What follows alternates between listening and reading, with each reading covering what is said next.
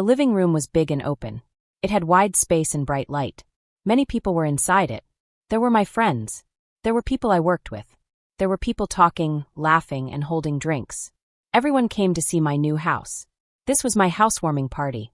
That means I invited people to my new home for the first time. I worked very hard to buy this house.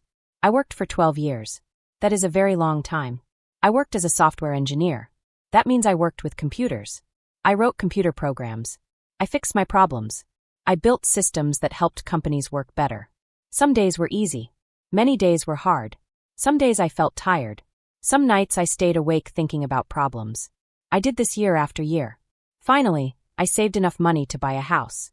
It was not a big fancy house. It was not a mansion. It was a simple house. It had 3 bedrooms. It was in a decent neighborhood. That means it was safe and nice.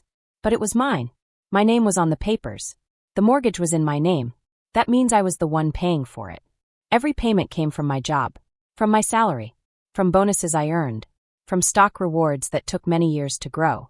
No one gave me this house. No one handed it to me. I earned it. Above the fireplace was a shelf. It is called a mantle. On the mantle, I placed my awards. These awards were important to me. They showed my hard work. They showed my effort. They showed my ideas. There was an award from my first company. It said Employee of the Year. There was an award from my second company. It was for a smart idea I created. There were plaques for 3 computer systems I designed. These systems help people work better and faster. There was also a framed letter. The letter was from the CEO. That is the boss of the company. The letter thanked me. It said my work saved the company $2 million every year. I felt proud when I looked at these things. Not because they were shiny. Not because I wanted to show off. But because they showed my effort. They showed my years of work. Then my brother Zarek arrived. He came late. He came with his wife. He came with his daughter. His daughter's name was Lyra. She was 9 years old. When Zarek walked inside, he looked around. He saw the house. He saw the furniture. He saw the space. I watched his face. His jaw became tight. His mouth did not smile.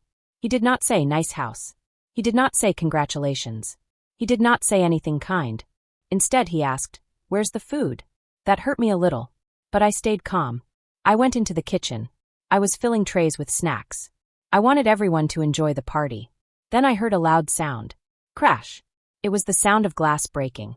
I heard pieces hitting the floor. My heart jumped. I walked quickly into the living room. Lyra was standing near the fireplace. On the floor around her were broken pieces.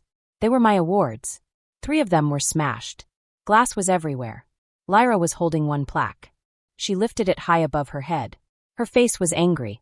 She screamed very loudly. She shouted, "Dad says you're just lucky." She shouted, "Dad says you didn't work for any of this." She shouted, "Dad says some people are just lucky." Everyone stopped talking. The room went quiet. Then Lyra threw the plaque. It hit the stone near the fireplace. It cracked in half. I felt my chest hurt. I felt embarrassed. I felt sad. I felt angry. I looked at Zarek. He was standing near the door. His arms were crossed. He was watching. Then he smiled. He raised his hand. He gave Lyra a thumbs up. A thumbs up means good job. He did it clearly. He did not hide it. He did it in front of everyone. My coworkers stared. My friends looked uncomfortable. My manager stood with his mouth open. No one knew what to say. I took a deep breath. I smiled. I walked over slowly. I picked up the broken pieces. I did it carefully so no one would get hurt. I said to the room, "It's fine. Accidents happen." Then I turned around. I walked upstairs. I went into my home office. I grabbed my laptop. I grabbed my phone. I left through the side door. I got into my car. I drove away from my own party. I did not want to cry in front of everyone. I drove to a diner that was open all night. I ordered coffee. I sat alone. The lights were quiet. The place smelled like food and coffee. I opened my laptop. For years earlier, Zarek had started a business. It was a landscaping business. That means he cut grass and took care of yards. Before that, Zarek worked construction. He hated his boss. He said he wanted to work for himself. He had big dreams. But he had no money saved. He had bad credit. He had no house or land to promise the bank. He came to me for help. He asked me to help him get a loan. The loan was $50,000. The money was for trucks. The money was for lawn machines. The money was for tools. At first I said no. I was saving for my own house. I did not want to risk my credit. Then Mom talked to me. Then Dad talked to me.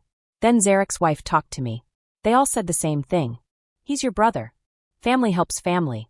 You make good money. You can afford it. He'll pay you back. After many weeks, I agreed. But the bank said Zarek was too risky. So I had to be the main guarantor. That meant if Zarek did not pay, I had to pay. I signed the papers. At first, Zarek made payments.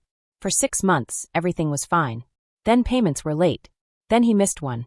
The bank called me. I paid it to protect my credit. Zarek promised to pay me back. He didn't. Over 4 years, I paid 8 times. I paid $6,400. He never paid me back. At family gatherings, Zarek told stories. He said he built his business alone. He said some people were self-made. He said others were just lucky desk workers. Sitting in the diner, I opened the loan papers. I read them carefully. There was a rule. It said I could stop being the guarantor. I wrote an email to the bank. I said I was ending the guarantee. I sent proof. Then I called the bank.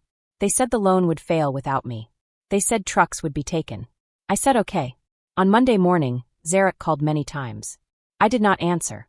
Mom called. She said his trucks were gone. I told her the truth. She was angry. She said it was just a kid's mistake. I said it was not. Lyra repeated what Zarek taught her. That my work meant nothing. That I was just lucky. Mom said I ruined his life. I said I stopped paying his debts. She hung up. And that was the end. By Tuesday, my phone was ringing and buzzing all the time. Messages and calls kept coming. It felt like my phone had exploded. Everyone wanted to talk to me. Everyone had something to say. Zarek had been telling people many things about me. He told them that I ruined his business. He said I betrayed him. He said I did it because I was jealous of him. He told people that I destroyed his whole job and his way to make money just because of a broken picture frame. None of that was true, but people believed him because he spoke first and spoke loudly. Then my dad called me. His voice sounded serious and upset. He said, "You need to fix this." He told me Zarek had workers. He said those workers had families. He said people depended on Zarek for money and jobs. He said I could not just take everything away from him suddenly. But I could. And I did. I had done everything the right and legal way. I had taken my name off the loan guarantee. That means I was no longer promising the bank I would pay Zarek's loan if he did not. The bank followed the rules. They did what banks always do. Zarek could not pay his loan by himself. So the bank said the loan had failed. That was not my fault. That was the result of Zarek's choices. My dad said, "He's your brother." I thought about that. Yes, Zarek was my brother. But he was also the same brother who had spent 4 years saying my job success was only luck. He was the brother who laughed when people made fun of my work. He was the brother who depended on my money while acting like I did not deserve what I earned. For 4 years, I had paid his loan when he missed payments. I had paid $6,400 of his debt. He never paid me back. He never even said thank you. He was also the brother who taught his daughter to make fun of my work. At my housewarming party, in my own home, his daughter broke my awards. And he laughed.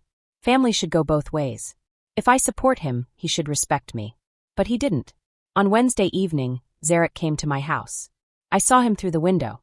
He was pounding on my door hard. He knocked again and again. He yelled my name. He stayed there for 20 minutes. Sometimes he knocked. Sometimes he yelled. "I know you're in there," he shouted. "We need to talk about this. You can't destroy my business." I stayed quiet. I did not open the door. I felt scared and angry at the same time. I did not feel safe. After a while, I called the police non-emergency number. I told them someone was outside my house and would not leave. They sent an officer. The officer talked to Zarek and asked him to leave. Zarek left, but before he went he shouted, "This isn't over." That made my stomach feel tight. On Thursday, Zarek's wife called me. She was crying very hard. She said, "Please. Zarek has 3 workers. They have families. One of them just had a baby. You're taking their jobs away. You're hurting innocent people." I listened, but I stayed calm. I said Zarek hurt them, not me. Zarek built a business that could not stand on its own. He used my money and my credit instead of fixing his problems. I was never supposed to be a permanent helper. I was only supposed to help for a short time. Zarek was supposed to build his own credit. That was the plan. But 4 years passed. 4 years. And he was still depending on me. She said the business had always been struggling. The money was always tight. I said if that was true, Zarek should not have laughed when his daughter broke my awards. He should not have told everyone my success was luck. He should not have used my money while disrespecting me. He made his choices. And choices have results. She hung up the phone.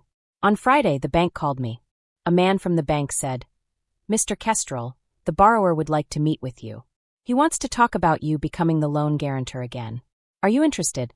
I thought about it. Then I said, "Set it up." The meeting was set for Monday morning at 9 o'clock. On Monday, I arrived early at the bank. I got there at 8:45. Zarek was already there. He sat in the meeting room with a loan officer.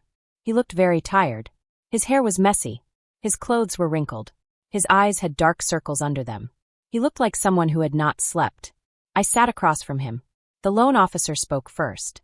He said, "Mr. Kestrel, your brother would like to ask if you will guarantee his loan again. Without your guarantee, the loan is in default. The bank will continue taking his business assets." I nodded and said I understood. Zarek leaned forward. His voice sounded weak and nervous. "Please," he said. "I'm sorry about the awards." Lyra didn't understand. "She's just a kid." I shouldn't have laughed. "I'm sorry." Then he said, "I have workers. I have contracts. I need the trucks back." The loan officer shook his head and said the trucks were already gone. The bank had sold them. Zarek looked shocked. He looked at the officer, who nodded again. Then Zarek looked back at me. "Then help me get new ones," he said. "Put your name back on the loan. I'll do better this time. I promise. I'll pay you back." I looked at him and spoke calmly. "You've owed me money for 4 years, I said. You never paid me back. Not once. You never even said you owed me. Instead, you told everyone I was lucky while I paid your bills." He said, "I was just talking. I didn't mean it. But I knew that was not true. You meant it enough to teach it to your daughter," I said. "She didn't say those things by accident. She learned them from you." The room felt very quiet. The loan officer looked uncomfortable, but he said nothing. Zarek said, "I'm sorry. I'll stop. I'll tell everyone you worked hard. I'll teach Lyra. Just please help me." I shook my head. "No." Zarek looked shocked. "What?" "No," I said again. "I'm not doing it. I'm not signing anything. I'm not helping financially. You're on your own." He stared at me. "You're serious?" "Yes." "You're really going to let my business die?" I took a deep breath. "Your business is dying because it cannot survive without my money," I said. "That means it was never strong. A business that needs someone else's credit forever is not a real business." I told him he had 4 years to fix things. 4 years to save money. 4 years to build credit. 4 years to grow up. Instead, he chose to insult me while using my support. He said, "I have a family. I have workers." "So do I," I said. "I have a job I worked for 12 years to build. I have awards I earned. I have a home I saved for. None of it came from luck." I told him I was done being used. Zarek stood up fast. His chair made a loud noise. "The family will hear about this," he said angrily. "They already have," I replied. "Because you told them. But you didn't tell them I paid your loan for 4 years. You didn't tell them I kept your business alive." I stood up too. "You can start again," I said. "Get a job. Save money. Build credit the right way. But you'll do it without my help." I walked out of the bank. Zarek stayed behind, trying to talk to the loan officer. But it was over. Without help, his loan failed. 3 weeks later, his business closed. He sold what he could. He paid his workers their last pay. Then he got a job working for another company. At family gatherings, he stayed quiet. He stopped bragging. When people asked about his business, he gave short answers. He never blamed me out loud. 6 months later, his daughter wrote me a letter. It was clear adults helped her write it. But it was kind. She said sorry for breaking my awards. She said she learned that actions have consequences. I wrote back. I thanked her. I told her the awards were important because they showed hard work, not luck. I did not talk about her father. I fixed some of my awards. Others were broken forever. I kept the pieces as a reminder that helping does not mean letting someone hurt you. A reminder that respect matters. Today I still have my home. I still work my lucky desk job. I still earn awards. Zarek still works for someone else. Some people say I was cruel. I say I was honest. You cannot stand on someone's support while insulting them. Gravity always wins.